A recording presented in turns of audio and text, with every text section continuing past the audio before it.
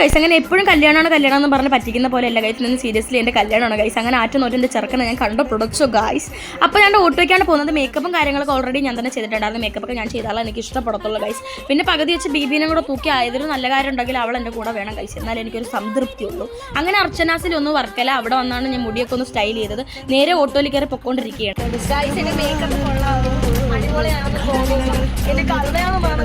ഇന്ന നേരം ഓഡിറ്റോറിയത്തിൽ വന്നപ്പോഴത്തേക്ക് കുരുപ്പോൾ എന്നെ കല്യാണം കഴിക്കാൻ പോലും സമ്മതിക്കുന്നത് ഗൈസ്. ഫോട്ടോ എടുത്തത് പറഞ്ഞ് വരയുടെ പോരാതെ ഇവളെയും വാപ്പച്ചു കൊണ്ട് തന്നു. പറഞ്ഞു വന്നപ്പോഴത്തേക്കും എൻ്റെ നാത്തൂൻ്റെ കല്യാണം ആയിപ്പോയി ഗൈസ്. എൻ്റെ കല്യാണം എന്തെങ്കിലുമൊക്കെ നടക്കും. പിന്നെ എൻ്റെ കോസ്റ്റ്യൂമോ നല്ലതാണെന്ന് പറഞ്ഞിട്ട് നമ്മുടെ ഫോട്ടോഗ്രാഫർ ശില്പച്ചേച്ചി ഹസ്ബൻഡും കൂടെ എന്നെ വീഡിയോ എടുക്കാൻ കൊണ്ടുപോകണം ഗൈസ്. എന്തെങ്കിലും വെഡിങ്ങോ കാര്യങ്ങളുണ്ടെങ്കിൽ നിങ്ങൾ ഇവരെ വിളിച്ചാൽ മതി ഗൈസ്. നല്ല കമ്പനിയാണ്, നല്ല വൈബാണ് ഗൈസ്. പിന്നെ എല്ലാം കഴിഞ്ഞപ്പോഴത്തെ ഉമ്മച്ചീനെ വന്ന് നോക്കാനായിട്ടപ്പോൾ ഉമ്മച്ചിയും വാപ്പച്ചിയും പിള്ളേരും കുഞ്ഞായി എല്ലാവരും കൂടെ ഇരുന്ന് ബിരിയാണി കഴിക്കുന്നു ഗൈസ്. എന്ത് മര്യാദകളാണെന്ന് നോക്കൂ ഗൈസ്. എന്നെ വിളിക്കാതെ അവർ കഴിക്കാൻ പോയി. പിന്നെ ഞാൻ ഈ വളവള എന്തൊരു ഫോണും പൊക്കി പിടിച്ച് എന്തൊക്കെ പറയണം. അത് കേട്ടപ്പോൾ കൊള്ളത്തില്ലായിരുന്നു. അതാണ് ഞാൻ ഇടായിരുന്നത് ഗൈസ്. നമ്മൾ നിന്നെ കളയാൻ പോണു, നിന്നെ കളയും.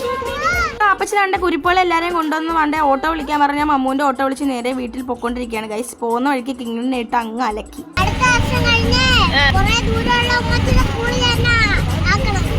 നിന്നെ പഠിപ്പിക്കുന്നില്ലടി. ഓ സത്യം സത്യം. LKG.